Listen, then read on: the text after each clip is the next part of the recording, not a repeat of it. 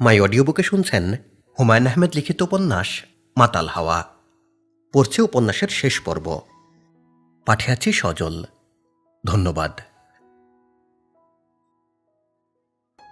মহসিন হলে আমার সিঙ্গেল সিটের রুমের দরজা ভেতর থেকে বন্ধ। আমি জানালার দিকে মাথা দিয়ে শুয়ে আছি। জানালা বিশাল, শীতের হাওয়া আসছে। গায়ে চাদর দিয়েছি, চাদরের ওম ওম উষ্ণতা। আমার হাতে টমাস হার্ডির লেখা বই, এ পেয়ার অফ ব্লু আইস। মূল ইংরেজি বই না, অনুবাদ। আমি মুগ্ধ হয়ে প্রেমের উপন্যাস পড়ছি। হল ছাত্রশূন্য, প্রতিদিনই মিটিং মিছিল চলছে। রাস্তায় নামলেই মিছিলে ঢুকে যেতে হয়। ১.৫-২ মাইল হাঁটা। মিছিলে হিংস্রভাব চলে এসেছে। পুলিশের পাশাপাশি নেমেছে ইপিআর। পুলিশ রাস্তায় থাকে, ইপিআর ট্রাকের উপর। পুলিশের চোখে থাকে আতঙ্ক, পাশাপাশি ইপিআরদের দেখায় জমদূতের মতো। কি প্রয়োজন এইসব ঝামেলায় যাবার? আমি দুটি নীলচোখ নিয়ে ভালোই তো আছি। জপলায়তী সজীবতী, যে পালিয়ে থাকে সেই বেঁচে থাকে। আমি পালিয়ে আছি, তবে খুব যে সুখে আছি তা না। আমার প্রচণ্ড চিন্তা আমার পুলিশ অফিসার বাবাকে নিয়ে। মানুষজন আধা পাগলের মতো হয়ে গেছে। পুলিশ দেখলেই ইট মারছে, ধাওয়া করছে। একদিন ডাইনিং হলে খেতে বসেছে। আমার ঠিক সামনে বসা এক ছাত্র গল্প করছে কি করে তারা দৌড়ে এক পুলিশ কনস্টেবলকে ধরে ইট দিয়ে মাথা থেতলে দেয়। মাথা থেতলাবার আগে আগে সে নাকি বলছিল, বাবারা আস্তে বাড়ি দিও, আস্তে। গল্প শুনে আশেপাশের সবাই হেসে উঠল। আমি স্পষ্ট চোখের সামনে দেখলাম আমার বাবার মাথায় ইট দিয়ে থেতলে দেওয়া হচ্ছে। বাবা বলছেন, আস্তে মারো, আস্তে। আমি খাওয়া ছেড়ে উঠে পড়লাম। জনতার আক্রোশ সরকারের দিকে। সরকারকে তারা হাতের কাছে পাচ্ছে না, পাচ্ছে ঠোল্লা, অর্থাৎ পুলিশকে। তাদের স্লোগানে আছে, একটা দুটা ঠোল্লা ধরো, সকাল বিকাল নাস্তা করো। ৬৯ সনে ছাত্র জনতার ঘৃণা এবং রাগের কেন্দ্রবিন্দুর পুলিশরাই আবার মহান স্বাধীনতা যুদ্ধে পাক সেনার বিরুদ্ধে প্রথম অস্ত্রধারী। ইতিহাসের কি আশ্চর্য খেলা। থাকেই প্রসঙ্গ, হলের গল্পে ফিরে যাই। এ পেয়ার অফ ব্লু আইস অনেকক্ষণ পড়া হয়েছে। এখন ব্যক্তিগত মিছিলে অংশ নেওয়া যায়। আমার ব্যক্তিগত মিছিল হল করিডোরের এক মাথা থেকে আরেক মাথায় যাওয়া। এই হাঁটাহাঁটির সময় অদ্ভুত অদ্ভুত বিষয় নিয়ে চিন্তা করতে ভালো লাগে। বয়সের কারণেই হয়তো আমার চিন্তায় একজন তরুণী থাকে। সে সারাক্ষণই আমার হাত ধরে থাকে। তরুণীর গা থেকে বাসি বকুল ফুলের সৌরভ ভেসে আসে। কল্পনার বকুল গন্ধা তরুণী পাশে নিয়ে হাঁটাহাঁটি করছে। এমন সময় এক কাণ্ড। কানে এলো ডিম ভাজার শব্দ। প্রতিটি রুম তালাবদ্ধ, বাইরে থেকে তালা ঝুলছে। এর মধ্যে একটা ঘরের ভেতর ডিম ভাজা হচ্ছে। এর অর্থ কি? কানে কি ভুল শুনছে? যে রুম থেকে ডিম ভাজার শব্দ আসছে, আমি তার সামনে দাঁড়ালাম। চামচের টুংটাং শব্দ, পায়ে হাঁটার শব্দ। আমি দরজায় টোকা দিলাম। সঙ্গে সঙ্গে সব শব্দের অবসান। কিছু রহস্য অবশ্যই আছে। রহস্যটা কি? আমি নিজের ঘরে ফিরে গেলাম। রহস্যের কিনারা করতে হবে। পাঠক মিসির আলির জন্মলগ্ন। রহস্যের সমাধান করলাম। এখন সমাধানের ধাপগুলি বলি। ১. ওই ঘরে একজন বাস করে, তাকে লুকিয়ে রাখতে হয় বলেই বাইরে থেকে তালা দেওয়া। ২. সে ঘরেই খাওয়া দাওয়া করে, ডিম ভাজার শব্দ তার প্রমাণ। ৩. সে বেশ কিছুদিন ধরেই ওই ঘরে আছে। ঘণ্টা দুয়েকের জন্য বাস করলে ডিম ভেজে খেত না। ৪. চামচের টুংটাং শব্দ থেকে মনে হয় সে একজন মেয়ে। মেয়েদের চামচের শব্দের ভঙ্গি আলাদা। পুরুষ জোরে শব্দ করে। ৫.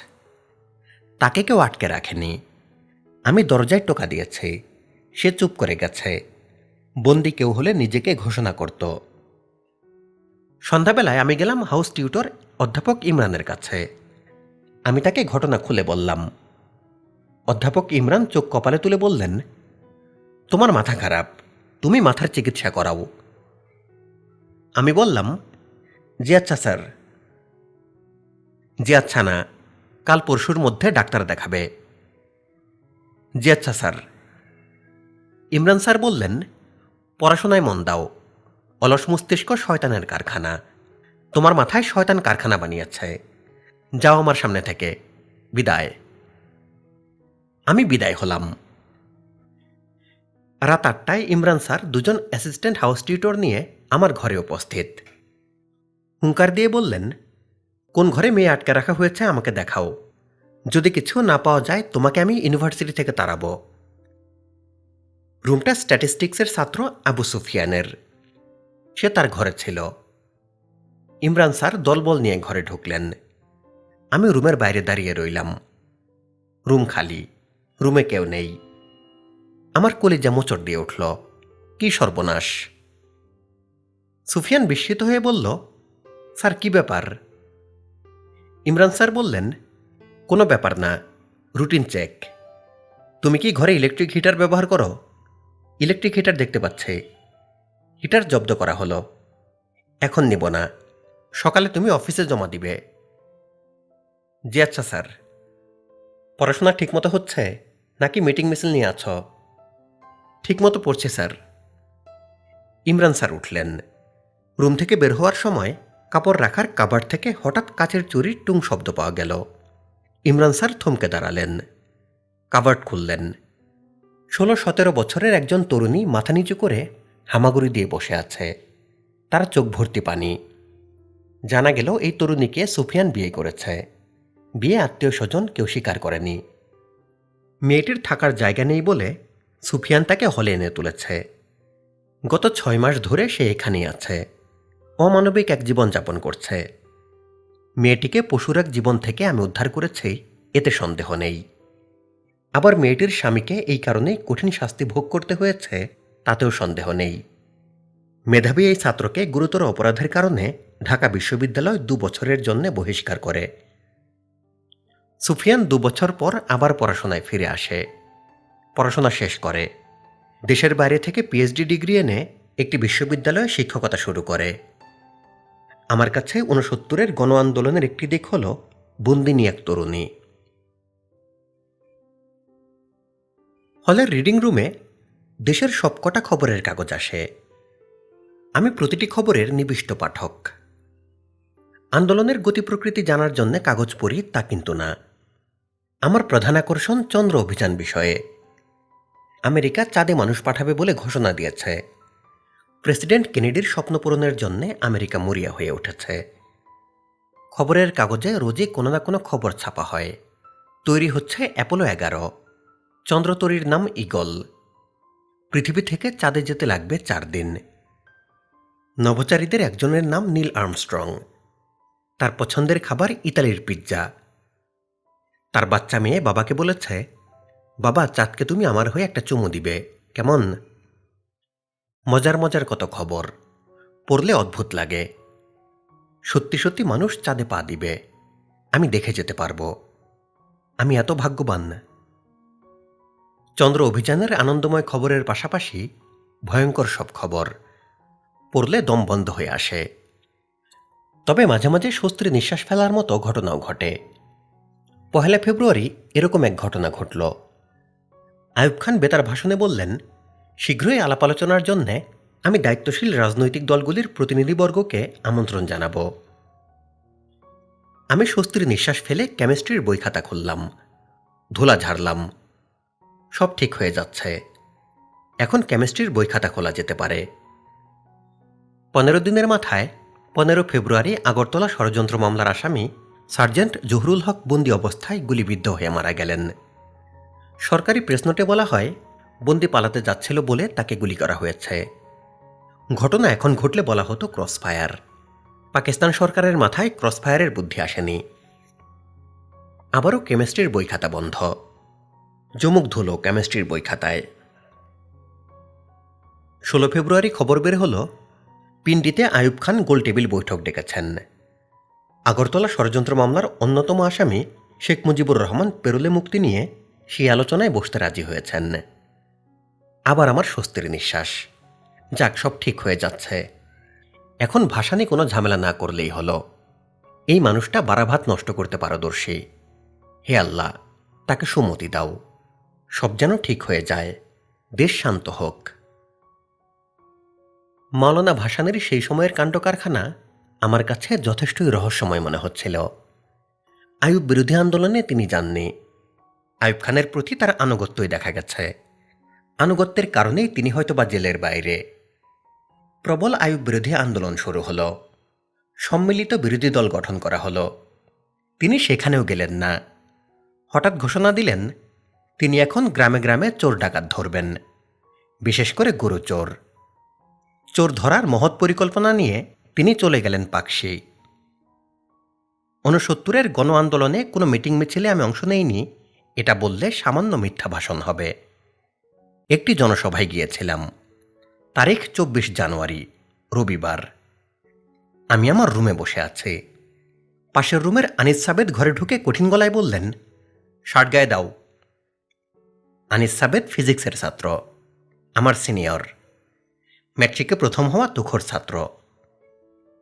আমি বললাম, কোথায় যাব? মিছিলে যাব এবং গুলি খাব। এই সময় গুলি খেয়ে মরাও ভাগ্যের ব্যাপার। আনিস ভাইয়ের হাত থেকে উদ্ধার পাওয়া অসম্ভব ব্যাপার। আমি শার্ট পরলাম, স্যান্ডেল পায়ে দিলাম।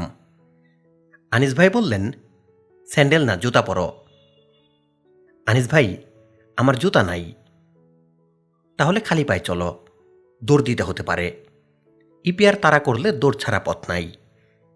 দৌড় দেওয়ার সময় একটা জিনিস খেয়াল রাখবে, প্রথম যেগুলির চোখে পড়বে সেখানে ঢুকে যাবে। সোজাসুজি দৌড়াবে না, সাপের মতো এঁকে বেঁকে দৌড়াবে। গুলির শব্দ শুনলে সঙ্গে সঙ্গে শুয়ে পড়বে, মাথা তুলে দেখার চেষ্টা করবে না কি হচ্ছে। গুলি হবে? গুলি তো হবেই। পকেটের ছোট্ট বোতল ভর্তি করে পানি নাও আর রুমাল নাও। কেন? টিয়ার গ্যাস মারলে পানি দিয়ে রুমাল ভিজিয়ে চোখে দিতে হয়। টিয়ার গ্যাসের বিরুদ্ধে এটা হলো কোরামিন ইঞ্জেকশন। ভয়ে আমার হাত পা কাঁপতে লাগল। একসময় মিছিলে ঢুকে পড়লাম, সঙ্গে সঙ্গে ভয় কেটে গেল। গলা ফাটিয়ে চিৎকার করছে, বুক ফুলিয়ে হাঁটছে। মিছিল শুরু হয়েছে পল্টন ময়দানে। শহীদ মতিউরের জানাজার শেষে মিছিল। মিছিল কোন দিকে যাচ্ছে, কোথায় যাচ্ছে কিছুই জানি না। মিছিলে লক্ষ লক্ষ মানুষ। আমি একসঙ্গে এত মানুষ জীবনে দেখিনি। মিছিল ইকবাল হলে শেষ হলো। সেখানে বক্তৃতা করেন শহীদ মতিউরের বাবা। তিনি কাঁদতে কাঁদতে বললেন, এক মতিউরকে হারিয়ে আমি হাজার মতিউরকে পেয়েছি। পুত্রহারা কোনো বাবার বক্তৃতা দেওয়ার মতো মানসিকতা থাকার কথা না। তিনি দিতে পেরেছেন কারণ তিনি সত্যি সত্যি তার সামনে লক্ষ মতিউরকে দেখেছিলেন। মিটিংয়ের পরপর চারিদিকে নানান গণ্ডগোল হতে লাগল। পুলিশের গুলি, কাঁদানে গ্যাস। শুধু যে ঢাকায় গণ্ডগোল হচ্ছে তা না, সারা পূর্ব পাকিস্তানেই। গুজব রটল সেনাবাহিনী তলব করা হচ্ছে, সন্ধ্যা থেকে কারফিউ দেওয়া হবে। আনিস ভাই বললেন, হলে ফিরে যাবে? আমি বললাম, না। আমরা এক মিছিল থেকে আরেক মিছিলে ঘুরতে লাগলাম। মেয়েদের একটা মিছিল বের হয়েছিল। নেতৃত্বে ছিল ইডেন কলেজের মেয়েরা। তাদের ভাবভঙ্গি অত্যন্ত উগ্র। মেয়েদের মিছিল 2 ট্রাক ইপিআরের সামনে পড়ল। মেয়েদের একজন এগিয়ে গেল, কঠিন গলায় বলল, গুলি করতে চান? করুন গুলি, যদি সাহস থাকে গুলি করুন। তরুণীর দৃপ্ত ভঙ্গি, কণ্ঠের বলিষ্ঠতা এখনো চোখে ভাসে। সন্ধ্যার পর ঢাকা শহরে সত্যি সত্যি সেনাবাহিনী নামল। গভর্নর মোনায়েম খান বেতার এবং টেলিভিশনে ঘোষণা করলেন, বেসামরিক কর্তৃপক্ষকে সাহায্য করার জন্যে সেনাবাহিনী তলব করা হয়েছে। শহরের নিয়ন্ত্রণ সেনাবাহিনীর হাতে ছেড়ে দেওয়া হয়েছে। ঢাকা শহরে কারফিউ জারি করা হয়েছে। পরবর্তী ঘোষণা না দেওয়া পর্যন্ত কারফিউ বলবৎ থাকবে। আমি হলে ফিরে এসেছি, বাইরের ঝড়ের জগৎ থেকে ব্যক্তিগত শান্তির জগতে। আমার হাতে টমাস হার্ডির প্রেমের উপন্যাস। আমি নীলনয়নে এক তরুণের দুঃখগাথা পড়ছি। আবেগে আমার চোখ ভিজে উঠছে। আজ হাসান রাজা চৌধুরীর বিয়ে। 1,01,000 টাকা কাবিন, অর্ধেক গয়নাতে উসুল, বাকি অর্ধেক কনের হাতে নগদ দেওয়া হবে। ব্যাংক থেকে টাকা এনে রেশমি রুমালে বেঁধে সিন্ধুকে তুলে রাখা হয়েছে। কনের নাম রেশমা। বিয়ে হবে জুমার নামাজের পর। বিয়ে পড়াবেন মৌলানা তাহেরুদ্দিন জৌনপুরি। ধর্মপাশা থেকে এই উপলক্ষে তাকে আনা হয়েছে। তিনি এসেই মসজিদে চিল্লায় বসেছেন। বিশেষ বিশেষ বিবাহে মৌলানা তাহেরুদ্দিন জৌনপুরি আলাদা কিছু কর্মকাণ্ড করেন। হাসান রাজা চৌধুরীর বিয়ে একটি বিশেষ ঘটনা। বিয়েতে বড় কোনো উৎসব হচ্ছে না, নায়রীদের আনা হয়নি। হাসান রাজা চৌধুরীর বাবা হাজী সাহেব পুত্রের বিয়ের উৎসব পরে করবেন বলে ঘোষণা দিয়েছেন। তবে আজ রাতে অঞ্চলের বিশিষ্ট লোকজনদের জন্যে শাহী খানার ব্যবস্থা হচ্ছে। 4টা খাসি, একটা গরু জবেহ করা হয়েছে। পোলাও, খাসির মাংসের কোরমা, গরুর মাংস। বাবুর্চি নেত্রকোনা থেকে এসেছে। বাবুর্চির নাম মনা বাবুর্চি। মনা বাবুর্চিরও কিছু নিয়ম আছে। ডেক শুদ্ধি তার একটি। সে মন্ত্রপাঠ করে কাঁচা হলুদ, আদা এবং কাঁচা সরিষা দিয়ে ডেক শুদ্ধি করে। এই প্রক্রিয়া মনা বাবুর্চি পেয়েছে তার উস্তাদ হাজী গনি বাবুর্চির কাছ থেকে। হাজী গনি বাবুর্চি ময়মনসিংহ অঞ্চলের বিখ্যাত বাবুর্চি। জিনের বাদশা নাকি তার মেয়ের বিয়ের খানা পাকানোর জন্যে গনি বাবুর্চিকে কোহকাপ নগরীতে নিয়ে গিয়েছিলেন। এই গল্প প্রচলিত আছে। অনেকেই এই গল্প বিশ্বাস করে। গনি বাবুর্চিকে গল্পের সত্যতা বিষয়ে প্রশ্ন করলে জবাব দেন না, মাথা নিচু করে হাসেন। ডেক শুদ্ধি প্রক্রিয়া এরকম। একটা থালায় প্রদীপ জ্বালিয়ে ডেগের ভেতর নামিয়ে দেওয়া হয়। থালায় থাকে কাঁচা হলুদ, আদা এবং রাই সরিষা। মনা বাবুর্চি গোসল করে নতুন লুঙ্গি পরে মন্ত্রপাঠ করে ফু দিয়ে প্রদীপ নেভায়। ডেক শুদ্ধ হয়। মন্ত্রটা নিম্নরূপ: আলির ডেক কালির ডেক, রসুন বলে দেখে দেখ, কালি দেখি আলি দেখে, ভূতপ্রেত চেখে দেখে, ভূতের মায়ের 3 পুত, ডেগের ভিতর লাল সুত, লাল সুতে গিট্টু, ইত্যাদি। বিয়ের কনে রেশমা সকাল থেকেই তার মার সঙ্গে আছে। রেশমা যথেষ্ট হাসি খুশি। তার মা রাশেদা মূর্তির মতো মেয়ের পাশে আছেন। কিছুক্ষণ পরপর তার চোখ পানিতে ভর্তি হয়ে যাচ্ছে। তিনি শাড়ির আঁচলে চোখ মুছছেন। তারা দুজন যে ঘরে আছে তার দরজায় বড় একটা তালা ঝুলছে। রাশেদাকে বলা হয়েছে এজির নেওয়ার জন্য যখন সাক্ষীরা কাজী সাহেবকে নিয়ে আসবেন তখনই তালা খোলা হবে, তার আগে না। রাশেদা ফোপাতে ফোপাতে বলল, অনেক জালিম দেখেছে, এমন জালিম দেখি নাই। রেশমা বলল, কয়টা জালিম দেখেছ মা? রাশেদা জবাব দিলেন না। তুমি কোনো জালিমই দেখো নাই, কথার কথা বলছ। চুপ থাক। আমি চুপ থাকব, তুমি কান্দন থামাও। এজিন নিতে যখন আসবে তুই খবরদার এজিন দিবি না। দেখি বিয়া কিভাবে হয়। রেশমা বলল, এজিন না দিলেও বিয়ে হয়ে যাবে। কিভাবে? সাক্ষীরা বলবে মেয়ে ফিসফিস করে কবুল বলেছে, আমরা শুনেছি। তারপর রাতে বাসর ঘরে ঢুকিয়ে দিবে। বিয়ে না করেও পরপুরুষের সঙ্গে শুতে হবে। এর চেয়ে বিয়ে হওয়া ভালো না? রাশেদা মেয়ের গালে সশব্দে চর বসালেন। রেশমার কোনো ভাবান্তর হলো না। তার হাসি মুখ হাসি হাসি থাকল। রাশেদা চাপা গলায় বললেন, ঠিক করে বল, তুই খুনিটারে বিয়ে করতে চাস? রেশমা তার মাকে চমকে দিয়ে বলল, চাই। কি জন্যে চাস? উনারে আমার ভালো লাগে। মাকাল ফল দেখোস নাই? মনে হয় কি সুন্দর, ভিতরে বিষ। একটা ভালো জিনিস কি জানো মা? উনি বাইরে সুন্দর, ভিতরে বিষ, এটা আমরা জানি। অন্যের বিষয়ে জানব না। আগে থেকে জানা থাকা ভালো না মা? রাশেদা চাপা গলায় মেয়েকে অতি কুৎসিত কিছু কথাবার্তা বললেন, যার সার কথা হচ্ছে, রূপবান ছেলে দেখে রেশমার শরীর উজায়ে গেছে, শরীরে জ্বলুনি হচ্ছে। জ্বলুনি কমানোর জন্যে কাউকে দরকার। সেটা যদি পশু হয় তাতেও তার মেয়ের কোনো সমস্যা নাই, বরং পশু হলেই সে খুশি। রেশমা বলল, খুব খারাপ কথাও যে তুমি এত সুন্দর করে বলতে পারো আমি জানতাম না। তোমার কাছ থেকে খারাপ কথা শিখব মা। বিয়ের পর খারাপ কথা বলায় দোষ নাই, বিয়ের আগে দোষ।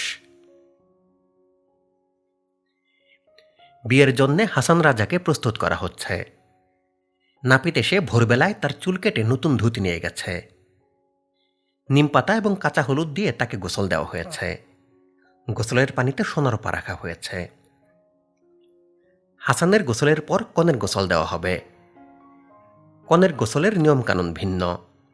তাকে গোসল দিবে 3 সধবা। গোসলের দৃশ্য কোনো বিধবা দেখতে পারবে না। কাজেই রেশমার মা গোসলের সময় উপস্থিত থাকতে পারবেন না। গোসলের পর হাসানকে হাজী সাহেব ডেকে পাঠিয়েছেন। হাসান বাবার সামনে জল চৌকিতে বসে আছে। হাজী সাহেব তামাক খাচ্ছেন। তাকে কিছুটা চিন্তিত মনে হচ্ছে। হাজী সাহেব বললেন, তুমি কি আমার উপর অসন্তুষ্ট? হাসান বলল, না। তোমার ইচ্ছার বিরুদ্ধে বিবাহের ব্যবস্থা করেছি, অসন্তুষ্ট হবার কথা। আমার কিছু যুক্তি আছে, যুক্তিগুলো শোনো। হাসান বলল, আমি বিয়েতে রাজি হয়েছি, এটাই যথেষ্ট। যুক্তি শোনার প্রয়োজন নাই। প্রয়োজন আছে, মন দিয়ে শোনো। তুমি যে অপরাধ করেছ তার পাপ এই বিয়েতে কিছু কাটা যাবে। হাসান বলল, পাপ কাটাকাটি তো আপনি করছেন না। আপনি কিভাবে জানেন পাপ কাটা যাবে? আরও পাপ যুক্ত হতে পারে। কথার মাঝখানে কথা বলবা না, বেয়াদবিও করবা না। আর কথা বলবো না, আপনার যা বলার বলুন।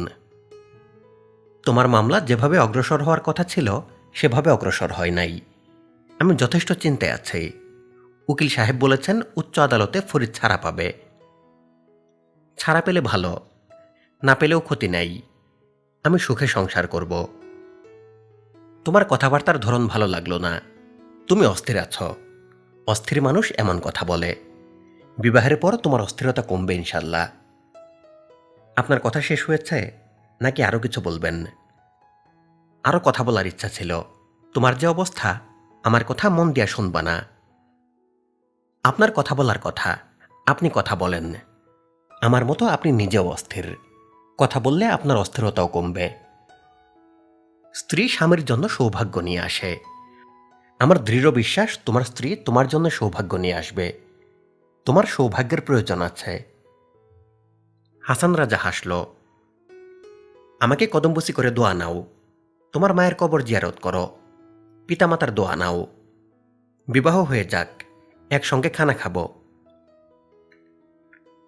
কনের গোসল দেওয়া হচ্ছে। 3 জন সধবা গোসল দিচ্ছেন। একটু দূরে বিয়ের গান হচ্ছে। পিড়িতে বসিছে কন্যা, গোসল করিবায়। কন্যার নানি দূরে বৈশা এই দিক ওই দিক চায়। জলে ভেজা কন্যার চোখে 3 সাগরের পানি। চোখমুখ সিনান কন্যা এখন নাও দৌড়ানি। রাশেদা তার ঘরে তালাবদ্ধ অবস্থায় আছেন। কেঁদে তিনি চোখ ফুলিয়ে ফেলেছেন। তার ইচ্ছা করছে ছাদ থেকে লাফ দিয়ে নিচে পড়তে। দরজায় তালা লাগানো বলে তা সম্ভব হচ্ছে না। বাদ জুমা বিয়ে পড়ানো হলো। তারপর পরই নৌকা নিয়ে প্রণব উপস্থিত হলেন। হাজী সাহেবের হাতে হাবিব খানের চিঠি দিলেন। হাজী সাহেব চিঠি পড়লেন। প্রণবকে বললেন, পরিশ্রান্ত হয়ে এসেছেন, স্নান করেন, আসেন একসঙ্গে খানা খাই। চিঠিতে কি লেখা আপনি কি জানেন? প্রণব বললেন, জানি না। চিঠিটা জরুরি এটা শুধু জানি। উকিল সাহেব তার কন্যার সঙ্গে আমার ছেলের বিবাহের প্রস্তাব দিয়েছেন। শুকুর আলহামদুলিল্লাহ। আমার জন্যে অত্যন্ত আনন্দের সংবাদ। একটু ঝামেলা আছে, সেটা বড় কিছু না, সামান্য ঝামেলা। কি ঝামেলা? কিছুক্ষণ আগে আমার ছেলের বিয়ে পড়ানো হয়েছে। প্রণব অবাক হয়ে বললেন, এটা কোনো বড় ঝামেলা না, সামান্য ঝামেলা। আপনি বলেন কি? হাজী সাহেব বললেন, বিয়ে হয়েছে কিন্তু ছেলের সঙ্গে মেয়ের সাক্ষাৎ হয় নাই। দুজন আলাদা আছে। এই অবস্থায় তালাক হয়ে যাবে। কি সর্বনাশ! চমকায় উঠলেন কেন? চমকায় ওঠার মতো কিছু বলি নাই, বাস্তব কথা বলেছি। আমি বাস্তব লোক। প্রণব ইতস্তত করে বললেন, তালাক হওয়া পাত্রের সঙ্গে স্যার মেয়ের বিবাহ দিবেন এটা মনে হয় না। এটাও একটা বাস্তব কথা। আমার স্যারও বাস্তব লোক। হাজী সাহেব বললেন, অবশ্যই বাস্তব কথা। হাবিব খান সাহেব সব ঘটনা জানার পর যদি মেয়েকে আমার ছেলের সঙ্গে বিয়ে দেন, আমি বলবো শুকুর আলহামদুলিল্লাহ। আর যদি না দেন তাহলেও বলবো শুকুর আলহামদুলিল্লাহ। সব কিছুতে শুকুর আলহামদুলিল্লাহ বললে তো ঝামেলাই শেষ। হাজী সাহেব বললেন, আমি ঝামেলা শেষ করতে পছন্দ করি। ঝামেলা হলো মরা লাশ। মরা লাশ কবর দিতে হয়, পুষতে হয় না। দুপুরে খাওয়ার পর হাজী সাহেব রাশেদাকে ডেকে পাঠালেন। রাশেদা কঠিন মুখ করে তার সামনে বসলেন। তার চোখ লাল, নাকের পাতা ফুলে ফুলে উঠছে। তিনি কান্না থামানোর চেষ্টা করছেন। হাজী সাহেব বললেন, জোর করে আমি তোমার মেয়ের সঙ্গে হাসানের বিয়ে দিয়েছি। আমি শর্মিন্দা। এটা একটা বড় ভুল হয়েছে, তবে সব ভুলের সংশোধন আছে। রাশেদা বললেন, এই ভুলের সংশোধন নাই। হাজী সাহেব বললেন, তুমি ঠিক বলো নাই, এই ভুলেরও সংশোধন আছে। কি সংশোধন? বিবাহ বাতিলের ব্যবস্থা করলেই সংশোধন হয়, তালাকের ব্যবস্থা করা যায়। রাশেদা তীক্ষ্ণ গলায় বললেন, তালাক?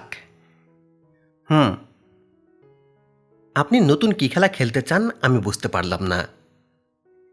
খেলা ভাবলে খেলা। আমি অনেক চিন্তা ভাবনা করে যা পেয়েছি তা হলো এই বিবাহ সুখের হবে না, কাজেই তালাকই ভালো। চিন্তাভাবনা আগে করতে পারতেন। তা পারতাম। এইখানে আমি ভুল করেছি। আরও বড় ভুল যেন না হয় তার জন্যেই তালাকের ব্যবস্থা। তুমি এখন মেয়ের কাছে যাও, মেয়েকে বলো তালাক দিতে। আমি আমার ছেলেকে চিনি, সে তালাকে রাজি হবে না। আমার মেয়ে রাজি হবে? হাজী সাহেব বললেন, তোমার মেয়েও সহজে রাজি হবে না। আমি অনুসন্ধানে পেয়েছি তোমার মেয়ে হাসানকে পছন্দ করে। যাই হোক, তোমার দায়িত্ব মেয়ের হাতে পায়ে ধরে মেয়েকে রাজি করানো। রাশেদা বললেন, তালাকের পিছনে অন্য কি ঘটনা আছে সেটা বলেন। অন্য কোনো ঘটনা নাই, তবে দুপুরে কিছুক্ষণের জন্য ঘুমায়ে পড়েছিলাম। তখন একটা খোয়াব দেখি, সেটাও একটা কারণ হতে পারে।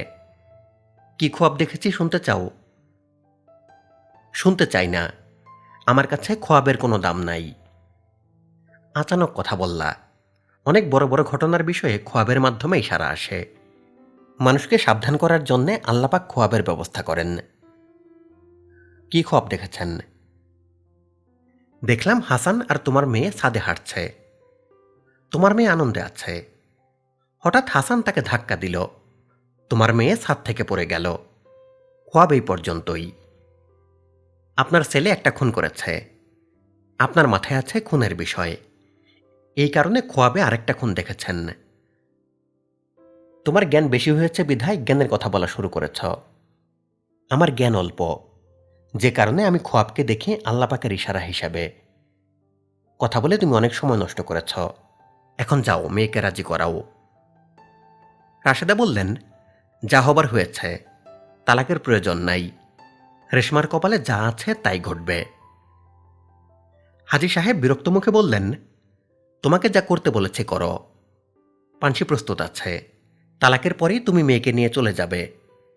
কাবিনের টাকা তোমার মেয়ের থাকবে, গয়না যা দিয়েছে তাও থাকবে। গয়নার মধ্যে হাসানের মায়ের একটা চন্দ্রহার আছে, সেটা শুধু ফেরত দিবা। আরেকবার যখন হাসানের বিবাহ হবে তখন এই হারের প্রয়োজন হবে। এটা মায়ের একটা স্মৃতি। সন্ধ্যাবেলা রাশেদা মেয়েকে নিয়ে নৌকায় উঠলেন। তালাক প্রক্রিয়া সম্পন্ন হয়েছে। প্রণব ভিন্ন নৌকায় সন্ধ্যাবেলায় দুটা প্রকাণ্ড চিতল মাছ নিয়ে রওনা হলেন। তার সঙ্গে হাজী সাহেবের চিঠি। চিঠিতে লেখা, জনাব হাবিব খান সাহেব, আসসালামু আলাইকুম। পর সমাচার, আপনার পত্র পাইয়া অতি সন্তোষ লাভ করিয়াছি। আপনার প্রস্তাব আমার পুত্রের প্রতি বিরাট দোয়া স্বরূপ। আপনার কন্যাকে পুত্রবধূ হিসাবে পাওয়াও আমার জন্যে মহা সৌভাগ্যের ব্যাপার। বাকি আল্লাহ পাকের ইচ্ছা। সামান্য ঝামেলা অবশ্য আছে। এই ঝামেলার বিষয়টা আপনি প্রণববাবুর নিকট জানিবেন। আমি প্রস্তুত আছি, আমার পুত্রও প্রস্তুত আছে। ইতি হাজী রহমত রাজা চৌধুরী। প্রণবের সঙ্গে আরেকটি চিঠি আছে। চিঠিটা নাদিয়ার জন্যে। পত্র লেখকের নাম হাসান রাজা চৌধুরী। হাসান লিখেছে, নাদিয়া, আপনি কেমন আছেন? আপনি বলেছিলেন আমাদের কৈতর বাড়ি দেখতে আসবেন। প্রণববাবুকে হঠাৎ দেখে মনে হলো আপনি এসেছেন। আমি আগ্রহ নিয়ে তাকে জিজ্ঞেস করলাম, নাদিয়া কোথায়? আমি ভেবেছিলাম আপনি প্রণববাবুকে নিয়ে আমার বিয়ের অনুষ্ঠানে যোগ দিতে এসেছেন। আজ দুপুরে আমার বিয়ে হয়েছে। সন্ধ্যাবেলা বিয়ে ভেঙে গেছে। যার সঙ্গে বিয়ে হয়েছিল তার নাম রেশমা। মেয়েটা বালিকা স্বভাবের। এই ধরনের মেয়েরা বৃদ্ধা হবার পরেও তাদের বালিকা স্বভাব থেকে যায়। আপনাকে এই চিঠিটা লেখার উদ্দেশ্য একটা আশ্চর্য ঘটনা জানানো। ঘটনা ঠিক না, অভিজ্ঞতা। বিয়ে এবং বিয়ে ভাঙার অভিজ্ঞতা। রেশমা এবং তার মা বিয়েতে রাজি ছিল না। তাদের রাজি না হওয়ার কঠিন কারণ ছিল, বিয়ে জোর করে দেওয়া হয়। আমি নিজে আপত্তি করতে পারতাম, আপত্তি করিনি। আমার মধ্যে গা ছেড়ে দেওয়া ভাব চলে এসেছে। যা হওয়ার হবে এই ভাব। ঘটনা প্রবাহে বাধা দেওয়ার ক্ষমতা কারো নেই। এই বিষয়টা আমার মাথায় ঢুকে গেছে। যাই হোক, বিয়ে হলো। আয়নায় তাকে দেখানো হলো। দেখলাম মেয়েটা কাঁদছে, কিন্তু তার ঠোঁট হাসি মাখা। হঠাৎ আমার মনে অদ্ভুত আনন্দ হলো। মনে হলো এই মেয়ে আমার একটি অংশ। সে আমার সঙ্গে হাসবে, আমার সঙ্গে কাঁদবে। খুব ইচ্ছা করলো বলি, এই মেয়ে আর কাঁদবে না, এখন থেকে শুধু হাসবে। সন্ধ্যাবেলা মাগরিবের আজানের পরপর আমাকে জানানো হলো রেশমা আমাকে তালাক দিয়েছে। আমার কাছে মনে হলো মেয়েটা ঠিক করেছে, ভালো সিদ্ধান্ত নিয়েছে। সে আমার বাবার ইচ্ছায় বিয়ে করেছে, আবার নিজের ইচ্ছায় বিয়ে বাতিল করেছে। সাহসী মেয়ে। কিন্তু আমার মনটা এতই খারাপ হলো, মনে হলো হঠাৎ আমার জগৎটা ছোট হয়ে গেছে। আমার মস্তিষ্কের একটা অংশ মরে গেছে। বিরাট পৃথিবীতে আমি একা হয়ে গেছি। কয়েক ঘন্টার জন্য একটা মেয়েকে স্ত্রী হিসেবে পেয়েছিলাম। এই কয়েক ঘন্টা তার সঙ্গে কোনো কথা বলতে পারিনি, তার চোখের দিকে তাকাতে পারিনি। নাদিয়া, আপনাকে বিশদভাবে এত কথা কেন বলছি জানেন? একজন কাউকে আমার মনের কথাগুলি বলতে ইচ্ছা করছিল। চিঠি লেখার সময় মনে হচ্ছিল আপনি আমার সামনে বসে আছেন। প্রণববাবু বললেন আপনার সঙ্গে আমার দেখা হবে। এই কথা তিনি কেন বললেন আমি জানি না। যদি দেখা হয় আমি এবার আপনার জন্য একটা উপহার নিয়ে আসব। চোঙা দূরবীন। এই দূরবীনের কোনো স্ট্যান্ড থাকে না, হাতে নিয়ে আকাশের দিকে তাকাতে হয়। দূরবীনটা আমি পেয়েছি গুদাম ঘরে। দূরবীনের গায়ে লেখা Victorian marine telescope, maker W Ottoway and company, London 1915। আপনাকে এই টেলিস্কোপটি দিতে চাচ্ছি কারণ আপনি আমাকে টেলিস্কোপ বিষয়ে একটি গল্প বলেছিলেন। গল্প বলার এক পর্যায়ে হঠাৎ দেখলাম আপনার চোখ ছলছল করছে। গল্পটা মনে করিয়ে দেই। শেষ জীবনে জ্যোতির্বিদ গ্যালিলিও খুবই আগ্রহ করে নিজেই একটা টেলিস্কোপ বানিয়ে যখন আকাশের দিকে ধরলেন, তখন তিনি কিছুই দেখলেন না। কারণ রাতের পর রাত তারা দেখে এবং দিনে সূর্যের দিকে তাকিয়ে তিনি অন্ধ হয়ে গিয়েছিলেন। লম্বা একটা চিঠি আপনাকে লিখলাম। বানান ভুল করেছে কিনা এই নিয়ে চিন্তা করছি। আপনি ভালো থাকবেন। ইতি হাসান রাজা চৌধুরী। রাত 9টা। হাবিব বারান্দায় দাঁড়িয়ে আছেন। এখান থেকে নবজাত শিশুর কান্নার শব্দ স্পষ্ট শোনা যাচ্ছে। সফুরার পুত্র সন্তান হয়েছে। যে পৃথিবীতে এসেছে সে নিজেকে প্রবলভাবেই জানান দিচ্ছে। হাজেরা বিবি তার ঘর থেকে ডাকলেন, হাবু কই রে, হাবু, ও হাবু। হাবিব জবাব দিলেন না। হাজেরা বিবি ডেকেই যাচ্ছেন, হাবু রে, ও হাবু, হাবু। বাধ্য হয়ে হাবিব বললেন, মা আমি বারান্দায়। জটিল একটা বিষয় নিয়ে চিন্তায় আছে, এখন তোমার কথা শুনতে পারবো না। হাজেরা বিবি বললেন, অতি জটিল কথা আমার পেটে ঘুরপাক খাইতেছে, তাড়াতাড়ি কাছে আয়। বিরক্ত মুখে হাবিব তার মার ঘরে ঢুকলেন। হাজেরা বললেন, খবর পাইছস তোর পোলা হইছে। হাবিব কিছুক্ষণ হতভম্ব হয়ে তাকিয়ে থাকলেন। নিজেকে সামলাতে তার সময় লাগল। তিনি থমথমে গলায় বললেন, মা যে কথাটা বললা এই কথা যদি আর কোনোদিন বলো। বললে কি করবি? গলা টিপে মারবি? মারলে ভালো হয়। পুত্রের হাতে মায়ের মৃত্যু হইল সুখের মরণ। এখন যা বারান্দায় খাড়াইয়া পোলার কান্দন হন। তোর পোলার গলা দিয়া বুলন্দ আওয়াজ আসতাছে। মাশাল্লাহ। হাবিব বললেন, চুপ। হাজেরা বিবি বললেন, আমারে চুপ বলবি না। যারা সাহস নাই তারা সবসময় অন্যেরে বলে চুপ, সাহসীরা বলে না।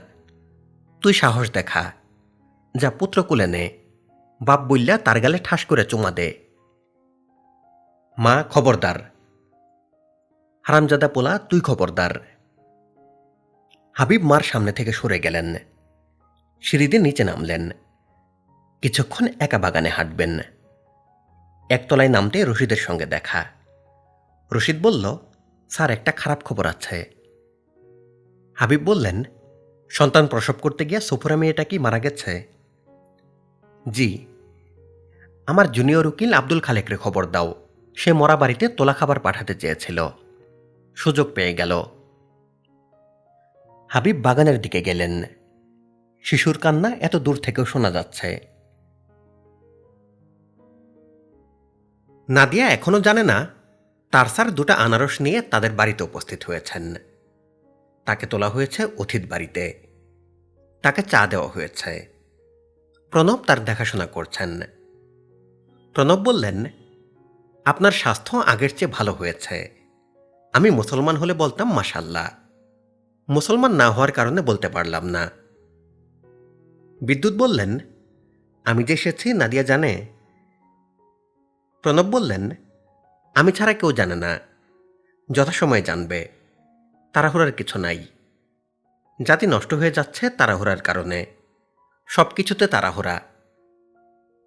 আপনার চায়ে চিনি ঠিক আছে? আছে। এখন চায়ে চুমুক দিতে দিতে দেশের অবস্থা কি বলেন? ভালো। এক কথায় সেরে দিলেন।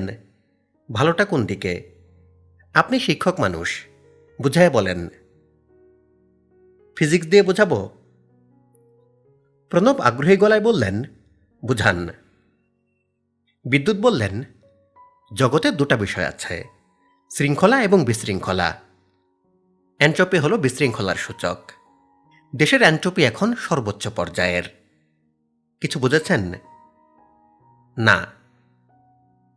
ইচ্ছা করলে খুব সহজভাবে আমি আপনাকে বোঝাতে পারি। বুঝাতে চাচ্ছি না। বুঝাতে চাচ্ছেন না কেন? আপনি ধুরন্ধর মানুষ। ধুরন্ধর মানুষকে আমি কিছু বুঝাই না, এরা এমনিতেই বুঝে। প্রণব অবাক হয়ে বললেন, আমি ধুরন্ধর আপনি কিভাবে বুঝলেন? বিদ্যুৎ চায়ের কাপে চুমুক দিয়ে বললেন, 1 ঘন্টা 17 মিনিট হলো আমি এসেছি। আপনি আমাকে এই ঘরে নিয়ে এসেছেন, চায়ের ব্যবস্থা করেছেন, বলেছেন নাস্তা আসছে। আমার আসার খবরটা কাউকে দেননি, কারণ গতবার আপনি দেখেছেন আমাকে নাদিয়ার সঙ্গে দেখা করতে দেওয়া হয়নি। নাদিয়ার বাবা আমার সঙ্গে ভালো ব্যবহার করেননি। এবার আপনি পরিস্থিতি আঁচ করার জন্য সময় নিচ্ছেন। অতি ধুরন্ধররা এই কাজটা করে। প্রণব পান মুখে দিলেন। বিদ্যুৎ বললেন, আপনি যে ধুরন্ধর আমি কি প্রমাণ করতে পেরেছি? প্রণব জবাব দিলেন না। বিদ্যুৎ বললেন, আমাকে খবর দিয়ে আনা হয়েছে পদ্ম নামের একটা মেয়ের সমস্যা সমাধান করতে। সে নাকি কারোর সঙ্গে কথা বলে না। আপনি পদ্মকে নিয়ে আসুন, তার সঙ্গে কথা বলবো। আমার হাতে সময় কম, 10টার ট্রেনে চলে যাব। আমার মা অসুস্থ। প্রণব উঠে গেলেন। তিনি বিদ্যুতের কথায় খুব বিচলিত হয়েছেন এরকম মনে হল না। নাদিয়ার সঙ্গে প্রণবের দেখা হলো। প্রণব বললেন, মা কি করো? নাদিয়া বলল, এই মুহূর্তে কিছু করছে না, তবে লেখা নিয়ে বসব। দাদিজানের জীবন কাহিনী। কতদূর লেখা হয়েছে? 40 পৃষ্ঠা। আমাকে পড়তে দিবে না? লেখা শেষ না হলে কাউকে পড়তে দিব না। হোসনা মেয়েটা কোথায় জানো মা? একটু প্রয়োজন ছিল। নাদিয়া বলল, সে নিশ্চয়ই ছাদে আছে। আরেকটা কথা, মেয়েটার নাম পদ্ম, আপনি হোসনা ডাকবেন না। স্যার নাম রেখেছেন হোসনা, আমি হোসনাই ডাকব। পদ্ম ফদ্ম তুমি ডাকবে। বাবা কি আপনার ঈশ্বর? কাছাকাছি। বাবাকে আপনি এত পছন্দ করেন কেন? কারণ আছে, কারণ তোমার না জানলেও চলবে। প্রণব ছাদে উঠে গেলেন। নাদিয়াকে বিদ্যুৎ ছাড়ের বিষয়ে কিছুই বললেন না। নাদিয়া তার দাদির ঘরে খাতা কলম নিয়ে ঢুকল। পোর্ট্রেট পেইন্টাররা মডেল সামনে বসিয়ে ছবি আঁকে। নাদিয়া তার দাদির জীবনী লেখে দাদিকে সামনে রেখে। লেখার ফাঁকে ফাঁকে গল্পগুজব করে। হাজেরা বিবি জেগে আছেন, তবে তার দৃষ্টি খানিকটা এলোমেলো। নাদিয়া বলল, কিছু লাগবে দাদি? হাজেরা বিবি না সূচক মাথা নাড়লেন। এদিক ওদিক তাকাচ্ছ কেন? হাজেরা বিবি হতাশ গলায় বললেন, আজ তোর নাম বিস্মরণ হয়েছে। তোর নাম কি? নাদিয়া। ও আচ্ছা, এখন স্মরণ হয়েছে। তোর নাম তোজল্লি। নাদিয়া লেখা শুরু করল। নাম ভুলে যাওয়ার অংশটা লিখল। হাজেরা বিবির স্মরণ শক্তি তীক্ষ্ণ। তিনি কোনো কিছুই ভোলেন না। তার নাকের ডগায় যদি কোনো মাছি বসে, 3 বছর পরেও তিনি তা মনে রাখবেন। তবে ভুলে যাওয়ার খেলা তিনি খেলেন। তার অনেক অস্ত্রের একটি অস্ত্র হল ভুলে যাওয়া অস্ত্র। মনে করা যাক তিনি ভয়ঙ্কর কোনো কথা বলেছেন। সংসারে বিরাট অশান্তি শুরু হয়েছে। তখন যদি তার পুত্র এসে বলে, মা এমন একটা কথা কিভাবে বললে, সঙ্গে সঙ্গে হাজেরা বিবি চোখ কপালে তুলে বলবেন, এই কথা কখন বললাম, বিস্মরণ হয়েছে। বিদ্যুতের সামনে পদ্ম বসে আছে। পদ্ম মাথা নিচু করে আছে। বিদ্যুৎ বললেন, তোমার নাম খুব সুন্দর, পদ্ম। পদ্মের ভাবভঙ্গি পাথরের মূর্তির মতো। মনে হচ্ছে সে নিঃশ্বাসও ফেলছে না। বিদ্যুৎ বললেন, নাদিয়া লিখেছে তোমার জীবনে বিরাট একটা দুর্ঘটনা ঘটেছে। তুমি তারপর থেকে কথা বলা বন্ধ করেছ। ভালো করেছ। হড়বড় করে কথা বলার কিছু নেই। আমার সঙ্গে কথা বলতে হবে না। আমি যদি হ্যাঁ না জাতীয় কিছু জানতে চাই, মাথা নেড়ে জবাব দেবে। আমি নাদিয়ার শিক্ষক, কাজেই তোমারও শিক্ষক। শিক্ষকের কথা মানতে হয়। যে বিরাট দুর্ঘটনা তোমার জীবনে ঘটেছে, তা কি তোমার কারণে ঘটেছে? পদ্ম নাসূচক মাথা নাড়ল। অন্যের কারণে দুর্ঘটনা ঘটেছে বলেই তুমি অন্যদের উপরে রাগ করে কথা বন্ধ করেছ। খুব ভালো করেছ।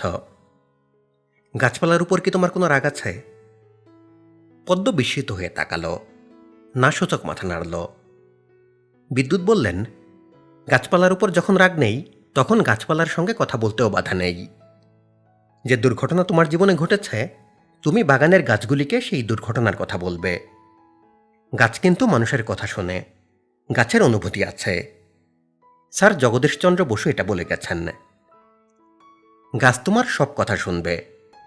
তোমার রাগ, দুঃখ, কষ্ট তখন কমতে থাকবে। কথা বলবে গাছের সঙ্গে? পদ্ম চুপ করে রইল, মাথা নাড়ল না।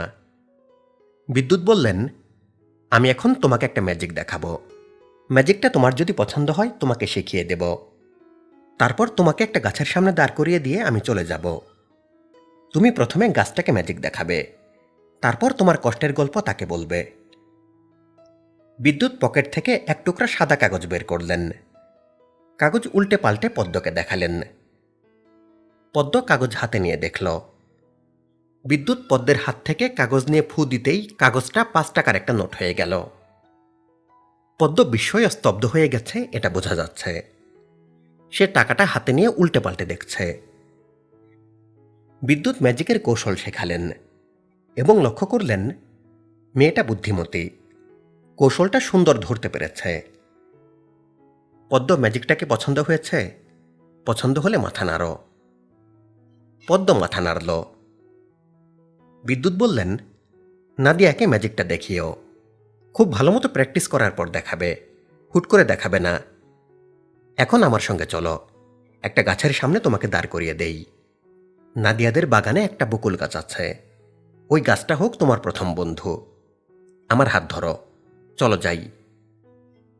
বিদ্যুতের হাত ধরে পদ্ম সহজ ভঙ্গিতে উঠে দাঁড়ালো। প্রণব দেখলেন বিদ্যুৎ হোসনা মেয়েটাকে একটা বকুল গাছের সামনে দাঁড় করিয়ে চলে আসছেন। মনে হচ্ছে হোসনা গাছের সঙ্গে কথা বলছে। ব্যাপার কিছুই বোঝা যাচ্ছে না। বিদ্যুৎ প্রণবের কাছে এসে বললেন, আমার যাওয়ার সময় হয়ে গেছে, আমি চলে যাব। আমি যে এসেছি এই খবরটা মনে হয় নাদিয়াকে দেননি। প্রণব জবাব দিলেন না, তার দৃষ্টি হোসনা মেয়েটার দিকে। বিদ্যুৎ বললেন, পদ্ম মেয়েটা হয়তো ঠিক হয়ে যাবে। আমার ধারণা আজ সন্ধ্যা থেকে কথা বলা শুরু করবে। আপনি কি এখনই রওনা হবেন? রওনা হওয়া উচিত। 10টা বাজতে 8 ঘন্টা বাকি। ট্রেন অবশ্য সময় মতো আসে না, লেট হয়। আমি এখনই রওনা হব। প্রণব বললেন, যদি আপত্তি না থাকে আপনাকে রেল স্টেশনে দিয়ে আসি। স্যারের গাড়ি আছে, গাড়িতে করে নিয়ে যাব। আপনার কি আপত্তি আছে? আমার আপত্তি নাই, তবে গাড়ি লাগবে না। ট্রেন 1 ঘন্টা লেট। বিদ্যুৎ টি স্টল থেকে চা কিনেছেন, হেঁটে হেঁটে চা খাচ্ছেন। তাকে ছায়ার মতো অনুসরণ করছেন প্রণব।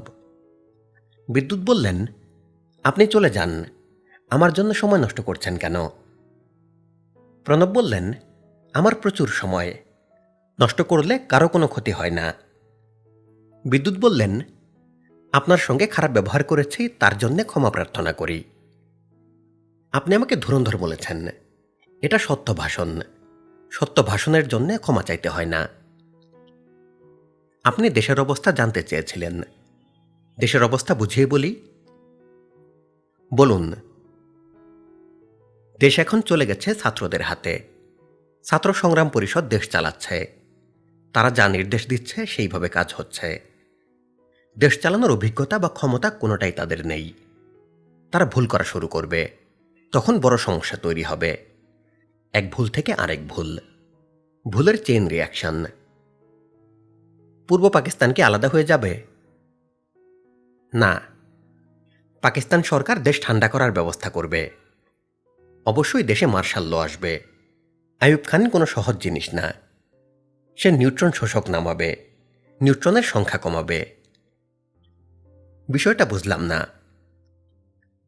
অ্যাটমিক রিঅ্যাক্টর থেকে বিদ্যুৎ তৈরি হয়। রিঅ্যাক্টরে নিউট্রনের সংখ্যা বেড়ে গেলে বিস্ফোরণ হয়। পূর্ব পাকিস্তান এখন অ্যাটমিক রিঅ্যাক্টর। নিউট্রনের সংখ্যা দ্রুত বাড়ছে। বিস্ফোরণ বন্ধ করতে নিউট্রন শোষক লাগবে। আইয়ুব খান তা জানেন। প্রণব বললেন, আপনার কথা বুঝতে পারি নাই। বোঝার কথাও না। জ্ঞানের কথা মূর্খ মানুষ বুঝবে না, এটাই স্বাভাবিক। যাই হোক, আমি স্টেশনে আপনার সঙ্গে এসেছি জ্ঞানের কথা শোনার জন্য না, আপনাকে একটা বিষয়ে ব্যাখ্যা করার জন্যে। কি বিষয়? নাদিয়া মাকে আপনার সঙ্গে কেন দেখা করতে দেই নাই সেই বিষয়ে। ব্যাখ্যার প্রয়োজন নাই। আপনার দিক থেকে হয়তো প্রয়োজন নাই, আমার দিক থেকে আছে। বিদ্যুৎ বললেন, ব্যাখ্যাটা মনে হচ্ছে আমি জানি, তারপরেও আপনার কাছ থেকে শুনি। প্রণব বললেন, নাদিয়া মাকে আমি কোলে পিঠে করে বড় করেছি। তার পিতা তাকে যতটা স্নেহ করেন, ভগবান সাক্ষী আমি তার চেয়ে কম করি না। আমি চিরকুমার মানুষ, আমার কেউ নাই। নাদিয়া মাকে আমি কন্যা জ্ঞান করি। মূল কথাটা বলুন। নাদিয়া মা আপনাকে দেখলে পাগলের মতো হয়ে যেত। এটা আমি হতে দিতে পারি না। আপনি জ্ঞানী মানুষ। আপনি কি আমার কথা বুঝেছেন? হ্যাঁ। আমি কি অন্যায় করেছি? উত্তর হচ্ছে হ্যাঁ এবং না। বিজ্ঞানে কিছু কিছু সমস্যার উত্তর এরকম হয়। উত্তর আসে পজিটিভ এবং নেগেটিভ। দুটো উত্তরই সত্য। আপনি কাঁদছেন নাকি? কাঁদছি না, চোখে ধুলাবালি কিছু পড়েছে। বিদ্যুৎ বললেন, অনাত্মীয় একটি মেয়ের প্রতি আপনার মমতা দেখে ভালো লাগলো। অন্য প্রসঙ্গে কথা বলি। নাদিয়াদের বাগানে মহিষের মতো বলশালী একজনকে দেখলাম। মানুষটা কে? ওর নাম ভাদু, পাহারাদারের চাকরি করে। লোকটা কিন্তু ভয়ঙ্কর। আমি পদ্মকে নিয়ে অনেকক্ষণ বাগানে ছিলাম। লোকটা একবারও আমার দিকে বা পদ্মের দিকে তাকায়নি। যেসব মানুষ কারো চোখের দিকে তাকায় না তারা অসুস্থ। প্রণব বললেন, আপনি জ্ঞানী মানুষ, কিন্তু একটা ভুল করেছেন। ভাদু মহা বোকা একজন মানুষ, ভালো মানুষ। ভালো মানুষেরা বোকা হয়। বিদ্যুৎ বললেন, আমার ভুলও হতে পারে। মানুষ মাত্রই ভুল করবে, এটাই স্বাভাবিক। ট্রেন এসে গেছে। বিদ্যুৎ একটা খবরের কাগজ কিনে ট্রেনে উঠলেন। খবরের কাগজে ছাত্র সংগ্রাম পরিষদের এক ঘোষণা গুরুত্বের সঙ্গে ছাপা হয়েছে। তারা দেশ থেকে চোর ডাকাত নির্মূল করতে বলেছে। তারা চোর ডাকাতের এই আইডিয়া হয়তোবা মৌলানা ভাসানীর কাছ থেকে পেয়েছে। সময় দুপুর। নাদিয়ার মাছ মারার শখ হয়েছে। সে বড়শি ফেলে পুকুর ঘাটে বসে আছে। প্রণব বড়শির ব্যবস্থা করেছেন, চারের ব্যবস্থা করেছেন। পচা গুড় এবং পচা গোবরের চার, টোপ ফেলা হয়েছে পিঁপড়ার ডিমের। তিনি ট্রেনার হিসেবে নাদিয়ার পাশে বসে আছেন। পদ্ম এসে নাদিয়ার সামনে দাঁড়ালো। নাদিয়াকে অবাক করে দিয়ে বলল, আপা ম্যাজিক দেখবেন? এটা কি, একটা কাগজ না? আমি দিলাম ফু। এখন কি, 5 টাকার নোট। হতভম্ব নাদিয়া বলল, তুমি তো ফরফর করে কথা বলছ। বিদ্যুৎ স্যারের সঙ্গে তোমার কি কথা হয়েছে? স্যার কি এসেছেন? পদ্ম হ্যাঁসূচক মাথা নাড়ল। নাদিয়া বলল, প্রণব কাকা, বিদ্যুৎ স্যার কোথায়? প্রণব জবাব দিলেন না। বড়শিতে মাছ বেঁধেছে, বড়সড় মাছ। তিনি মাছ নিয়ে ব্যস্ত। নাদিয়া অস্থির ভঙ্গিতে বলল, কথা বলছেন না কেন? স্যার এসেছিলেন? 2 ঘন্টা ছিলেন। আমি জানলাম না কেন? ওনার কারণেই জানতে পারো নাই।